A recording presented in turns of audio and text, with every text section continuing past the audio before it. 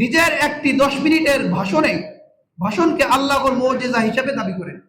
10 minute একটা ভাষণ দিয়েছে, সে বলছে এই 10 মিনিটে আল্লাহ তাআলা তার জন্য 8টা মুজিজা প্রকাশ করেছেন। 10 মিনিটে কয়টা? কোন নবীর ক্ষেত্রেও তো মনে হয় এরকম 10 মিনিটে 8টা মুজিজা কি হয়েছে, প্রকাশ হয়েছে, হয়নি। সে এইটা দাবি করেছে। তার বক্তব্য হলো যে এর চেয়ে বড় রহমত আর কি হতে পারে, যে মুজিজা তিনি নবীদের সময় ঘটাতেন একটা একটা করে। নবীদের সময় ঘটাতেন কয়টা করে? একটা একটা করে।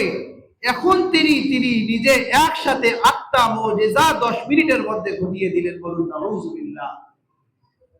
রহমত নবীদের ক্ষেত্রে একটা একটা করে, তার ক্ষেত্রে কয়টা? একদম 10 মিনিটে 8টা মুজিজা ঘটিয়েছে। এই কথাটা আসছে আল্লাহর মুজিজা হিজবুত তাওহীদের বিজয় ঘোষণা, পৃষ্ঠা নম্বর 69।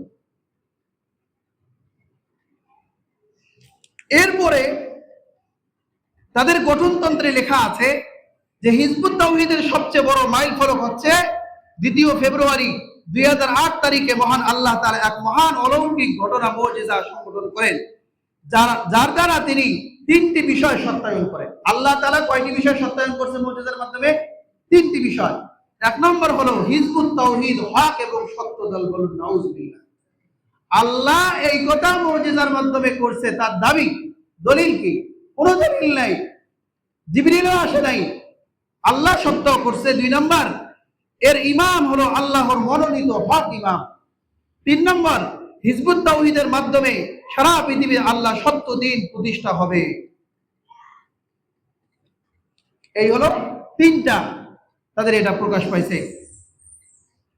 বাইজিদ খান পন্নীর উপর আল্লাহ প্রদত্ত এই মুজিজার বিশ্বাস করবে না এবং এতে সন্দেহ রাখবে, তারা কোরআনকে অবিশ্বাস করার মতো অপরাধী এবং তাদের জন্য উভয় জাহানে রয়েছে ভয়াবহ শাস্তি। বলুন নাউজুবিল্লাহ। এই যে মুজিজার কথা আসছে আমি আপনাদের শুনাইলাম, আপনারা যদি বিশ্বাস না করেন এবং সেটাকে কোরআনের মতো সম্মান না দেন, স্থান না দেন, তাহলে উভয় জাহানে আপনাদের শাস্তি বরাদ্দ আছে। নাউজুবিল্লাহ। এই কথাটা আসছে গঠনতন্ত্র, পৃষ্ঠা নম্বর 16, আল্লাহর মুজিজা হিজবুত তাওহীদের বিজয় ঘোষণা, পৃষ্ঠা নম্বর 11, 17, 33, 93, মহাসত্যের আহ্বান, পৃষ্ঠা নম্বর 26 থেকে 27 নম্বর পৃষ্ঠা।